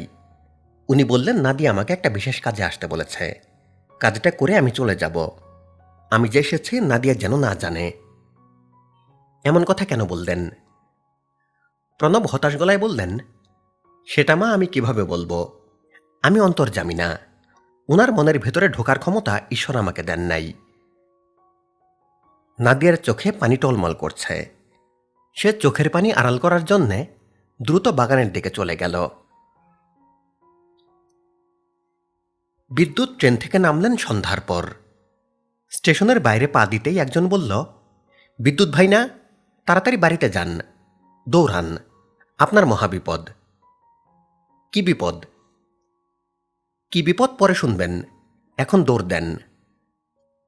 বিদ্যুৎ দূর থেকে দেখলেন উঠানে অসংখ্য মানুষ, প্রত্যেকের হাতে বাঁশের লাঠি, কারো কারো হাতে মশাল। হল্লার শব্দ দূর থেকে কানে আসছে। তার বাড়িতে দাও দাও করে আগুন জ্বলছে। বিদ্যুৎ হাঁপাতে হাঁপাতে বাড়ির উঠানে উঠলেন, আর তার চোখের সামনে জ্বলন্ত আগুনে বিদ্যুতের বাবা হরিকান্তিকে ফেলে দেওয়া হল। ঘটনা ঘটল চোখের নিমেষে। হরিকান্তি, ও বউ গো বউ বলে পশুর মতো আর্তচিৎকার করলেন। বিদ্যুৎ বাবাকে উদ্ধারের জন্যে আগুনে ঝাঁপিয়ে পড়লেন, আর উঠতে পারলেন না।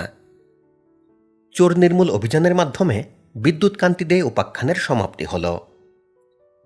কোনো মহৎ আন্দোলনই ভুলভ্রান্তি ছাড়া হয় না। স্বর্ণের খাদের মতো ভুলগুলিও স্বর্ণেরই অংশ। আসার কথা, মাওলানা ভাসানী চোর ডাকাত নির্মূলের সংগ্রাম থেকে সরে এসেছেন। শেখ মুজিব পেরোলে আইয়ুব খানের গোল টেবিলে যাবেন, তার প্রবল বিরোধিতা শুরু করেছেন। তিনি ঘোষণা দিয়েছেন, প্রয়োজনে ফরাসি বিপ্লবের কায়দায় জেল ভেঙে মুজিবকে নিয়ে আসা হবে। 22 ফেব্রুয়ারি আগরতলা ষড়যন্ত্র মামলা প্রত্যাহার করা হয়। শেখ মুজিব মুক্তি লাভ করেন।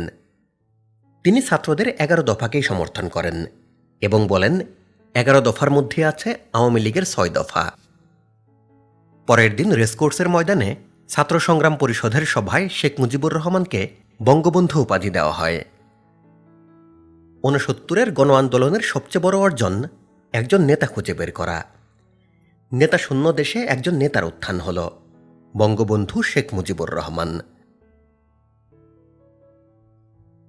দেশরক্ষা আইনে যাদের গ্রেপ্তার করা হয়েছে তারা সবাই ছাড়া পেয়েছেন।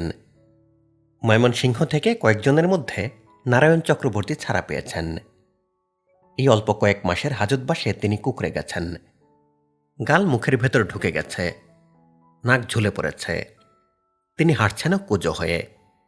রাত 9টার দিকে তিনি চাদরে নিজেকে ঢেকে হাবিবের বাড়িতে ঢুকলেন। হাবিব চেম্বারে ছিলেন। প্রণব নারায়ণবাবুকে সরাসরি চেম্বারে নিয়ে গেলেন। হাবিব বললেন, আপনি দুপুরে ছাড়া পেয়েছেন খবর পেয়েছি। শরীরের অবস্থা কাহিল দেখছে, মারধর করত? নারায়ণ প্রশ্নের জবাব না দিয়ে চাপা গলায় বললেন, আমার মেয়েটা কেমন আছে? হাবিব বললেন, ভালো আছে, আপনি বসুন। নারায়ণ বসেই কাশতে শুরু করলেন। তার হাঁপানির টান উঠে গেল। হাজত থেকে তিনি এই ব্যাধি শরীরে নিয়েছেন। ঠান্ডা মেঝেতে রাতের পর রাত একটা কম্বলে শোয়াই তার কাল হয়েছে। চা খাবেন? চা দিতে বলি? চা খাবো না। মেয়েটার সঙ্গে কথা বলবেন? ডেকে দিব? আগে আপনার সঙ্গে একটা পরামর্শ করব। করুন পরামর্শ। নারায়ণ হাঁপাতে হাঁপাতে বললেন, আমি সিদ্ধান্ত নিয়েছি এই দেশে থাকব না, ইন্ডিয়ায় চলে যাব।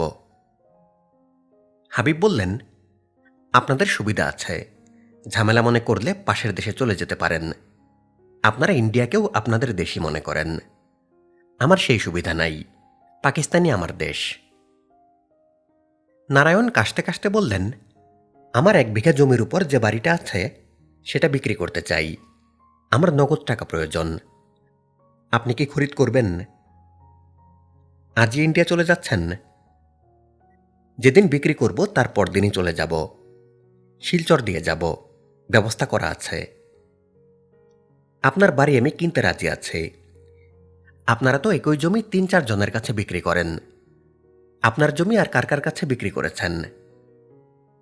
আমি দুপুর 3টায় ছাড়া পেয়েছি, সরাসরি আপনার কাছে এসেছি। দাম কত চান? আপনি নগদ যা দিতে চান তাই আমি নিব। স্ট্যাম্পে সই করে বাড়ি আপনার নামে লিখে দিব। মেয়েটাকে সঙ্গে নিয়ে যাবেন না? নিয়ে যাব। ওই দেশে আমার মেয়ের বিষয়ে কেউ কিছু জানে না। হাবিব বললেন, 4,000 টাকা নগদ দিতে পারবো, এতে চলবে? কিছুক্ষণ চুপ থেকে নারায়ণ বললেন, চলবে। পানির দাম বলেছেন, কিন্তু চলবে। হাবিব বললেন, চেম্বারে স্ট্যাম্প পেপার আছে, প্রণব লিখে ফেলবে। আমি টাকাটা নিয়ে আসি। মেয়েটাকে কি আজই নিয়ে যাবেন?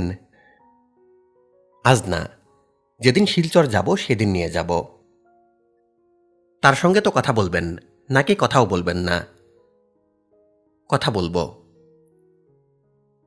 হাবিব প্রণবকে পাঠালেন পদ্মকে নিয়ে আসার জন্যে। পদ্ম বলল, আমি বাবার সঙ্গে দেখা করব না, তার সঙ্গে যাবও না। নাদিয়া বলল, কেন যাবে না? পদ্ম বলল, বাবা মা দুজনে আমাকে ত্যাগ করেছে, আমি তাদের ত্যাগ করেছি। নাদিয়া আবার বলল, তারা ভুল করেছে বলে তুমি ভুল করবে? পদ্ম কঠিন গলায় বলল, আপনি যাই বলেন আমি যাব না। আপনার স্যার যদি এসে আমাকে বলেন তারপরেও যাব না। নারায়ণকে টাকা দেওয়া হয়েছে। হাবিব বললেন, টাকা গুনে নিন। প্রয়োজন নাই। অবশ্যই প্রয়োজন আছে, টাকা গুনুন। নারায়ণ টাকা গুনছেন, তার হাত সামান্য কাঁপছে। প্রণব স্ট্যাম্প পেপারে লিখছে। হাবিব বললেন, প্রণব, বাড়িটা লিখবে নারায়ণবাবুর মেয়ের নামে, সীতা নামে না। নাদিয়া যে নাম দিয়েছে সেই নামে, পদ্ম। মেয়েটার তো কিছুই নাই, বাড়িটা থাকুক। নারায়ণ অবাক হয়ে তাকিয়ে আছেন। বিস্ময়ে তিনি বাক্যহারা। প্রণব স্বাভাবিক। শেষ মুহূর্তে এরকম একটা কাণ্ড যে ঘটবে তা তিনি জানতেন। হাবিব নামের মানুষটির মধ্যে খারাপ অংশ যতটা প্রবল, ভালো অংশ ঠিক ততটাই প্রবল। প্রণবের প্রধান সমস্যা, কোনো মানুষের খারাপ অংশ তার চোখে পড়ে না, ভালোটাই পড়ে।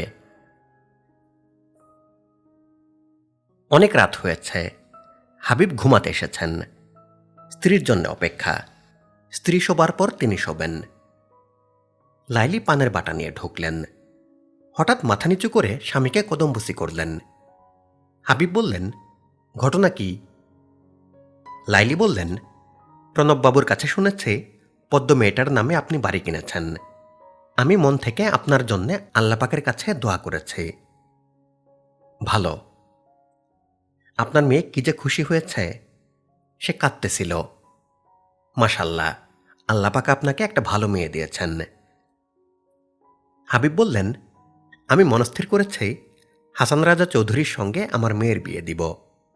তারিখ ঠিক করেছি 25 ফেব্রুয়ারি। গভর্নর সাহেব ওই তারিখ দিয়েছেন।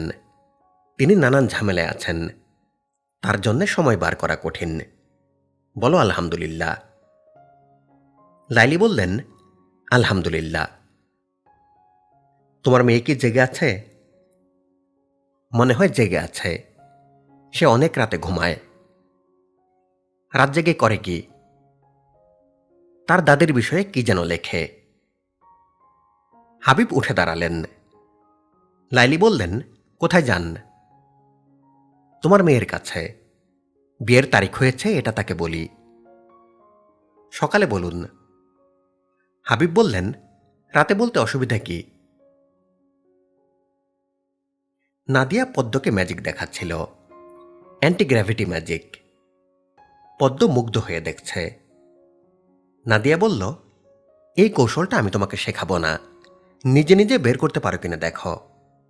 এই নাও বোতল, এই নাও দড়ি। হাবিবকে ঘরে ঢুকতে দেখে পদ্ম বের হয়ে গেল। নাদিয়া অবাক হয়ে বলল, বাবা এত রাতে তুমি? একটা সুসংবাদ দিতে এসেছে রে মা।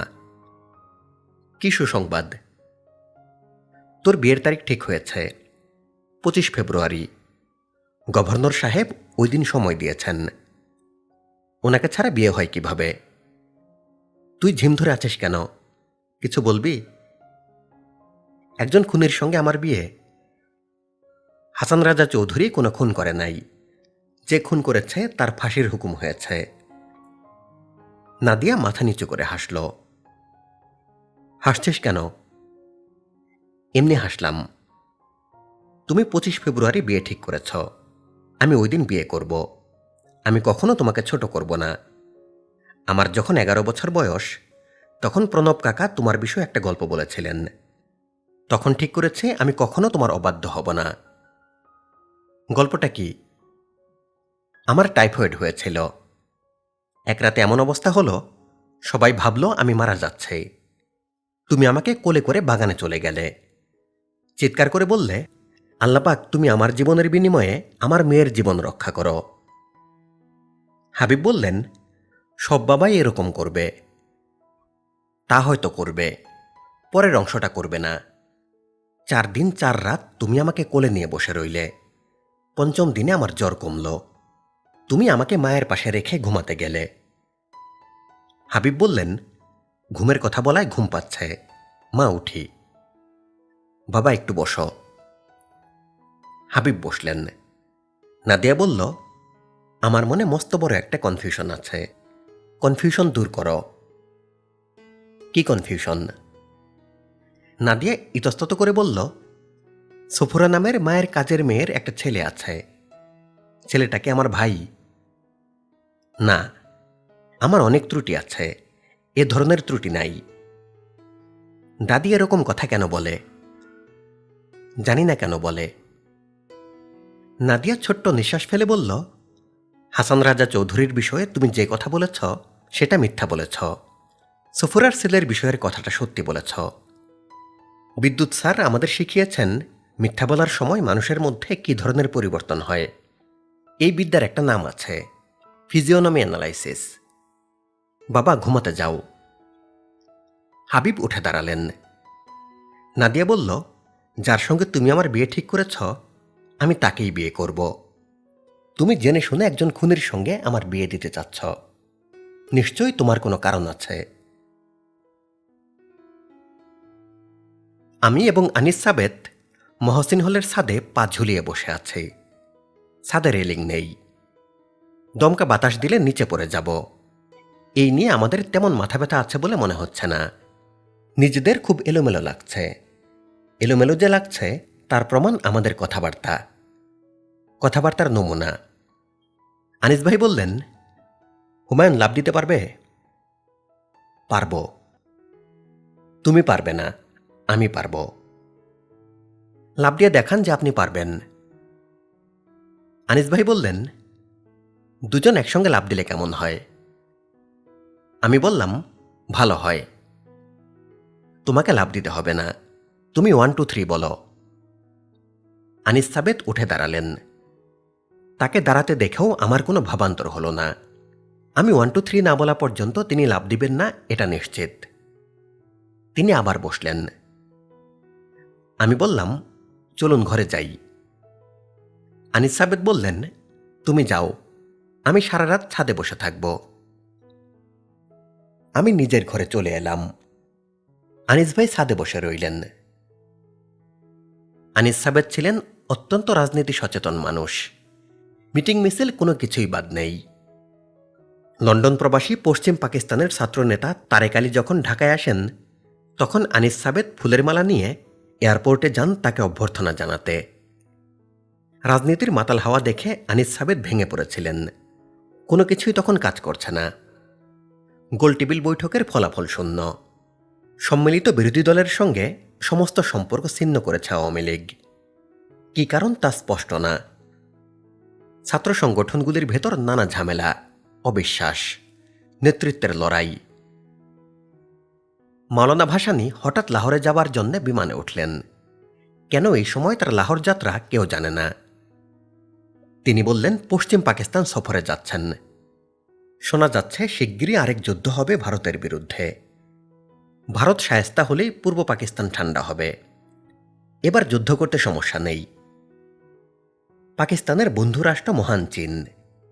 পাকিস্তানের সঙ্গে চীনের প্রকাশ্য এবং গোপন দুই ধরনের সামরিক চুক্তি নাকি আছে। এই আতাতের প্রধান কারিগর নাকি মাওলানা ভাসানী। দেশ চরম অনিশ্চয়তায়। অনিশ্চয়তার ছাপ ভয়ঙ্করভাবে পড়েছে আনিস সাবেতের উপর।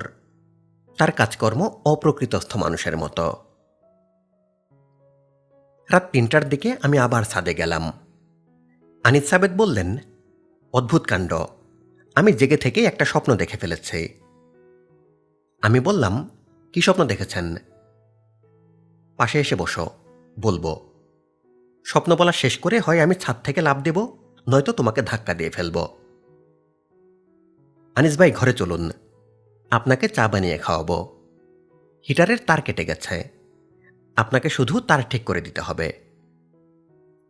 আনিস ভাই চিন্তিত গলায় বললেন, হিটারের তার কেটে গেছে, আমাকে বলবে না? আশ্চর্য। তিনি উঠে দাঁড়ালেন।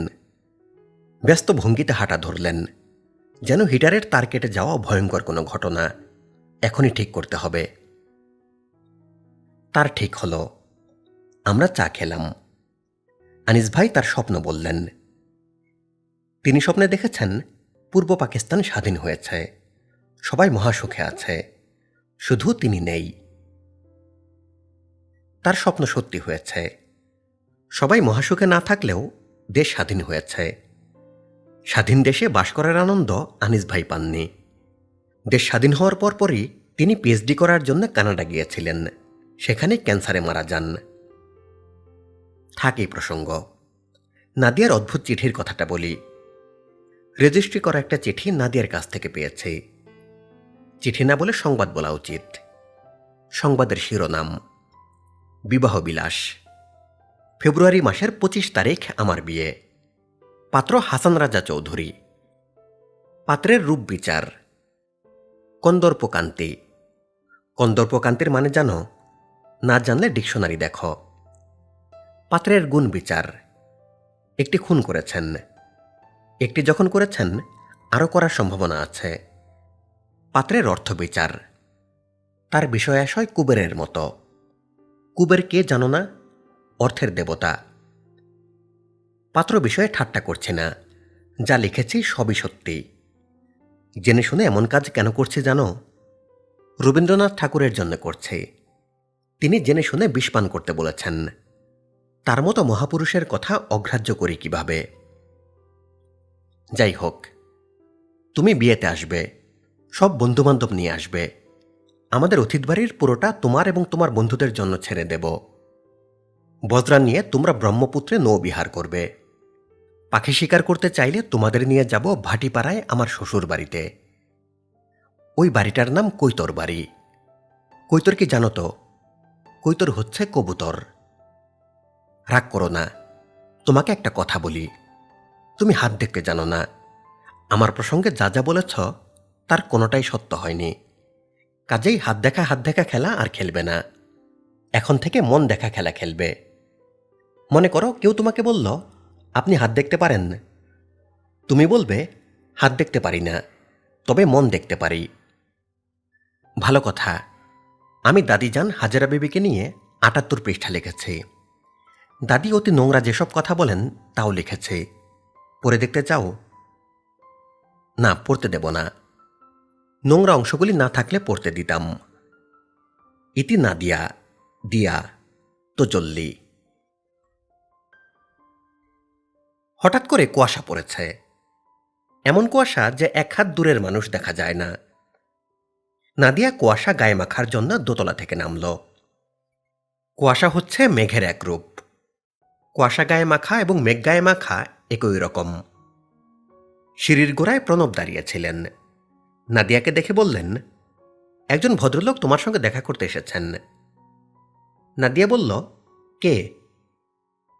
তাকে অতিথ ঘরে বসিয়েছে, নিজে গিয়ে দেখো কে। পরিচিত কেউ? প্রণব হাসতে হাসতে বললেন, পরিচিত কেউ না, আমরা তাকে চিনি না।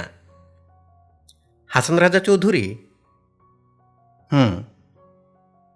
আশ্চর্য, কুয়াশার অতিথি।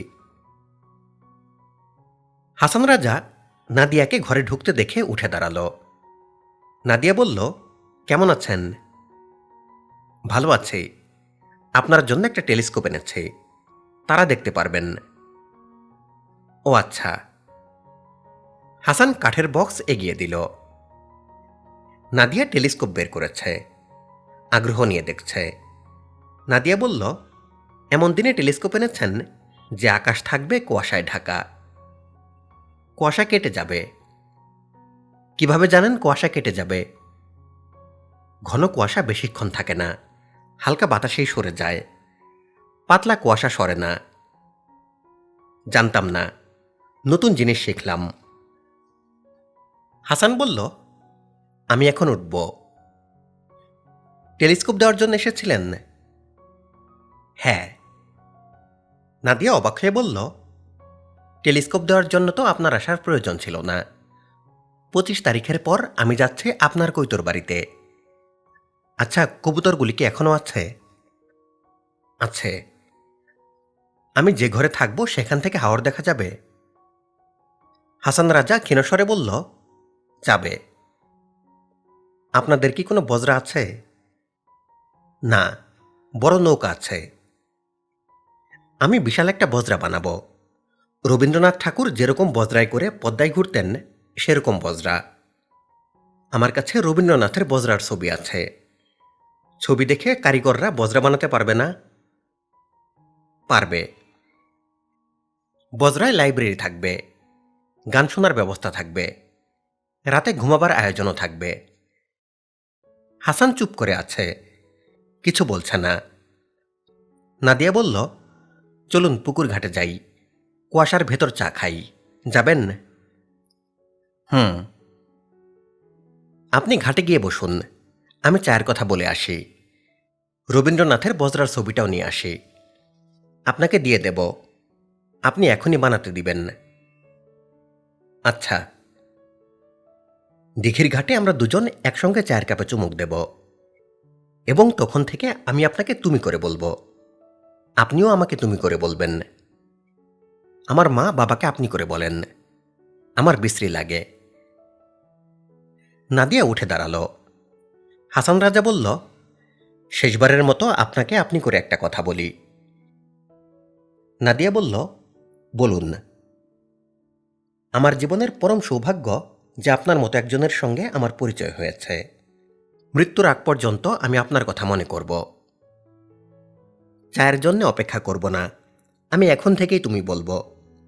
এই তুমি এমন নাটকীয় ডায়লগ কেন দিচ্ছ? মনে হচ্ছে স্টেজে অভিনয় করছ। যাও ঘাটে গিয়ে বসো, আমি আসছি। নাদিয়া চা নিয়ে ঘাটে এসে কাউকে দেখতে পেল না। অতিথ ঘরে কেউ নেই, বাগানে কেউ নেই। ডিস্ট্রিক্ট জজ আবুল কাশেম সপ্তাহে 4 দিন হাঁটেন। বাড়ির বাইরে যান না, কম্পাউন্ডের ভেতরেই হাঁটেন। অনেক বড় কম্পাউন্ড, পুরো কম্পাউন্ড চক্কর দিতে 15 মিনিট লাগে। আজ তার হাঁটার দিন। বাড়ি থেকে বের হয়েই দেখলেন অত্যন্ত সুদর্শন এক যুবক দাঁড়িয়ে আছে। দারোয়ান আটকে দিয়েছে, ঢুকতে দিচ্ছে না। তিনি যুবককে অগ্রাহ্য করলেন, পুরো কম্পাউন্ড চক্কর দিলেন। যুবক চলে গেল না। 3 দফা চক্করের পরে তার হাঁটার সমাপ্তি হল। 3 চক্করের পরেও যুবককে দাঁড়িয়ে থাকতে দেখে তিনি এগিয়ে গেলেন। যুবক বলল, স্যার, আমি আপনার কাছে কিছু চাইতে আসি নাই, 3 মিনিট কথা বলতে এসেছি। কি বিষয়ে কথা বলবে? একটা মামলা বিষয়ে। মামলা বিষয়ে আমি কারোর সঙ্গে কথা বলি না। স্যার, আপনি একজন ভুল মানুষকে ফাঁসি দিয়েছেন। তার নাম ফরিদ। সে খুন করে নাই, আমি খুন করেছি। আমার নাম হাসান রাজা চৌধুরী। আমার বাবার নাম রহমত রাজা চৌধুরী। আমাকে বাঁচানোর জন্যে একজন নির্দোষ মানুষকে ফাঁসিতে ঝুলানো হচ্ছে। আবুল কাশেম বললেন, এসো ভিতরে। আমি প্রশ্ন করব, উত্তর দিবে, নিজ থেকে কিছু বলবে না। জি আচ্ছা। হাসান রাজা চৌধুরী আবুল কাশেমের মুখোমুখি বসেছে। তার সামনে চায়ের কাপ। হাসান চায়ে চুমুক দিচ্ছে না। খুন তুমি করেছ? জি। ঠান্ডা মাথায়? জি। কারণ কি? যাকে খুন করেছি ছোটবেলায় আমি তার বাড়িতে থেকে মোহনগঞ্জ স্কুলে পড়তাম। উনি আমার মামা, আপন মামা না, দূর সম্পর্কের মামা। উনি আমাকে ব্যবহার করতেন। শারীরিক ব্যবহার? জি। আমি কাউকে বলতে পারতাম না, নিজের মনে কাঁদতাম। এত বড় লজ্জার কথা কিভাবে বলি? আমার যখন বয়স 10, তখন ঠিক করি একদিন ওনাকে খুন করব। তোমাকে ব্যবহারের কথা তুমি আর কাউকে বলেছ? একজনকে শুধু বলেছি, যাকে খুন করেছি তার মেয়েকে। মেয়ের নাম রেশমা। চা খাও? চা খাবো না স্যার। আবুল কাশেম বললেন, তুমি আর কিছু বলবে? আমি চাই নির্দোষ মানুষটা ছাড়া পাক, আমার শাস্তি হোক। ফাঁসিতে ঝুলবে? জি, ঝুলব। আবুল কাশেম দীর্ঘ নিঃশ্বাস ফেললেন। হাসান রাজা বলল, স্যার আমি এখন কি করব? থানায় যাব? হ্যাঁ, তুমি যাও, বাকি ব্যবস্থা আমি করব। আচ্ছা, তোমার হাতটা বাড়াও তো, তোমার সঙ্গে হাত মিলাই। এই প্রথম আমি জেনে শুনে একজন খুনির সঙ্গে হাত মিলাচ্ছি। তবে তোমার বিচার আমি করব না, অন্য কোনো বিচারক করবেন। আমি রিটায়ারমেন্টে চলে যাচ্ছি। হাসান রাজা চৌধুরী হাজতে আছে। তার মামলা নতুন করে শুরু হয়েছে। 25 ফেব্রুয়ারি মোনায়েম খান বিয়েতে উপস্থিত হওয়ার তারিখ দিয়েছিলেন। ওই তারিখে তিনি কাউকে কিছু না জানিয়ে দেশ ছেড়ে পশ্চিম পাকিস্তানে পালিয়ে গেলেন। কালোরাত্রি। 25 মার্চ কালোরাত্রি, এই তথ্য আমরা জানি। 1971-এর 25 মার্চ হত্যা উৎসবে মেতেছিল পাকিস্তানের সেনাবাহিনী। 69-এর 25 মার্চও কিন্তু কালোরাত্রি। ওই রাতে প্রেসিডেন্ট আইয়ুব খান সামরিক আইন জারি করে দেশের ক্ষমতা তুলে দেন জেনারেল ইয়াহিয়া খানের কাছে। পরিশিষ্ট। কিছুক্ষণ আগে হাজেরা বিবি মারা গেছেন। মৃত্যুর সময় নাদিয়া একাই উপস্থিত ছিল। দাদির পাশে বসে লিখছিল। হাজেরা বিবি স্বাভাবিক ভঙ্গিতে বললেন, কি লেখস? নাদিয়া বলল, তোমার কথা লিখি। লেখা বন্ধ কর, আমার মুখের দিকে ফির। নাদিয়া খাতা রেখে দাদির দিকে ঘুরে তাকালো। অবাক হয়ে বলল, আজ তোমাকে অন্যরকম লাগছে। কিরকম? চেহারা উজ্জ্বল লাগছে, চোখ চকচক করছে, মনে হচ্ছে তোমার বয়স কমে গেছে। হাজেরা বললেন, শরীরের ভেতর মরণের বাতি জ্বলছে। মরণের বাতি জ্বললে চেহারায় জেল্লা লাগে। মরণের আবার বাতি আছে নাকি? আছে, আল্লাপাক এই বাতি জ্বালাইয়া দেন, আজরাইল আইসা নিভায়। নাদিয়া বলল, তুমি খুব ভালো আছো, সুস্থ আছো, তোমার মরতে এখনো অনেক দেরি। হাজেরা বিবি শব্দ করে আনন্দময় হাসি হাসলেন। নাদিয়া বলল, বাহ, তুমি তো কিশোরী মেয়েদের মতো হাসছ। হাজেরা নাদিয়ার হাত ধরে কোমল গলায় বললেন, আমি তোর বাপের কাছে অপরাধী, তুই আমার হইয়া তার কাছে ক্ষমা চাইবি। মা ছেলের কাছে ক্ষমা চাইতে পারে না, জায়েজ নাই। কি অপরাধ করেছ? ছোটবেলা থাইকা নানানভাবে তারে কষ্ট দিয়েছে। খাটের সাথে সারাদিন বাইন্ধা রাখছি, খাওয়া দেই নাই। পুষ্কুনিতে তারা নিয়ে একবার গোসলে নামছে। হঠাৎ তার মাথা পানিতে চাপা ধরে বলছে, মর, তুই মর। কেন দাদি? তোর দাদা যান তার ছেলেরে খুব পছন্দ করত। ছেলে ছিল তার চোখের মণি।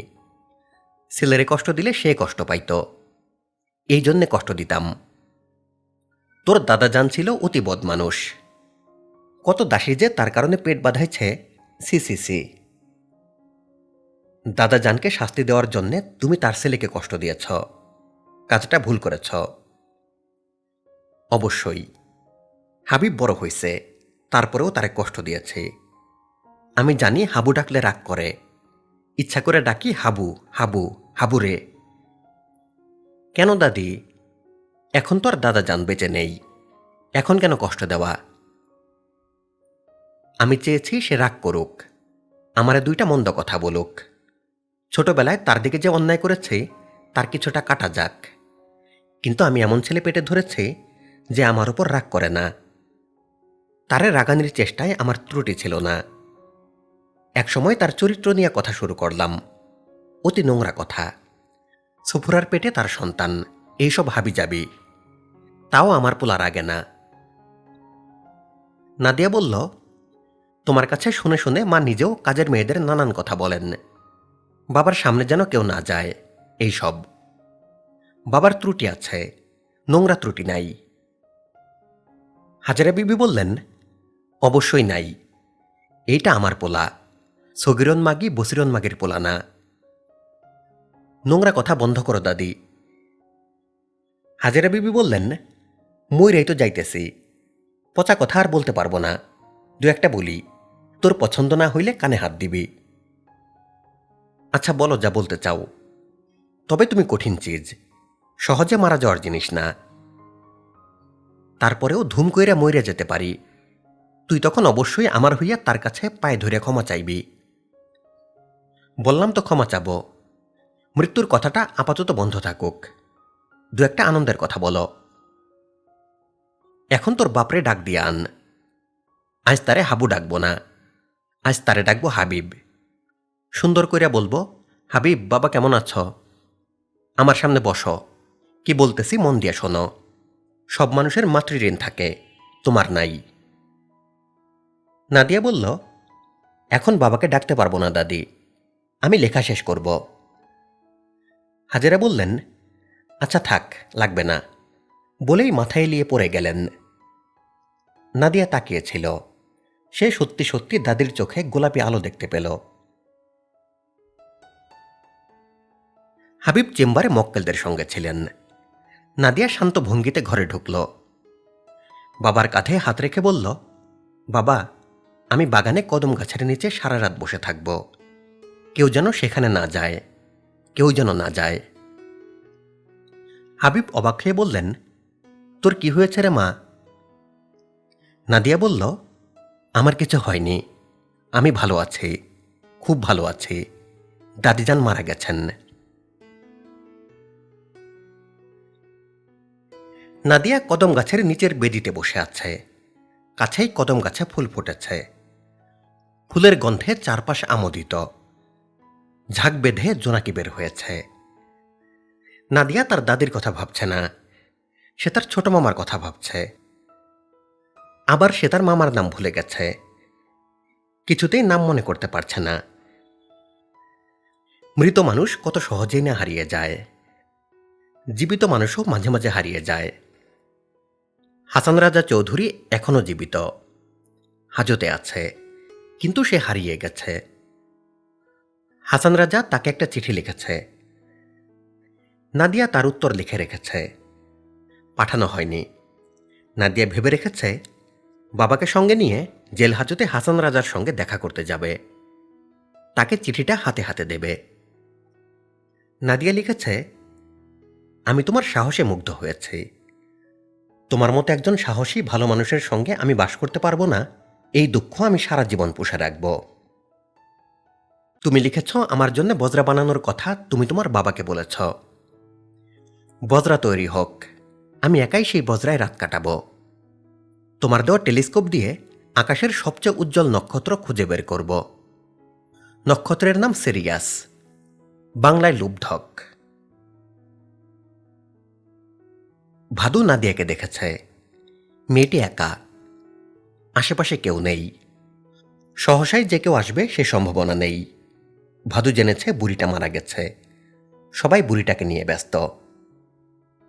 ভাদু এগুচ্ছে, তার মধ্যে কোনো ব্যস্ততা নেই, হাতে অফুরন্ত সময়। পশ্চিম পাকিস্তান থেকে জেনারেল ইয়াহিয়া খান রওনা হয়েছেন বাংলাদেশের দিকে। তার সামনে ব্ল্যাক ডগের বোতল। তিনি আয়েশ করে হুইস্কির গ্লাসে চুমুক দিচ্ছেন। তার মধ্যে কোনো ব্যস্ততা নেই, তার হাতেও অফুরন্ত সময়। ভাদু কাছাকাছি চলে এসেছে।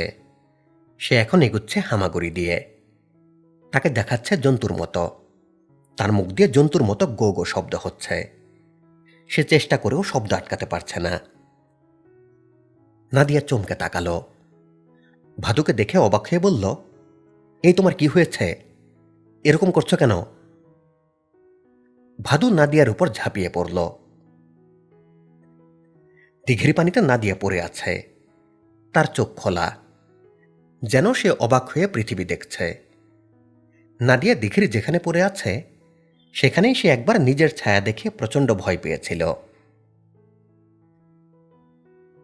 ময়মনসিংহ সেন্ট্রাল জেলে মে মাসের ৮ তারিখ হাসান রাজা চৌধুরীর ফাঁসি হয়। মাতাল হাওয়া উপন্যাসের এখানেই সমাপ্তি। পাঠে ছিলাম সজল। ধন্যবাদ।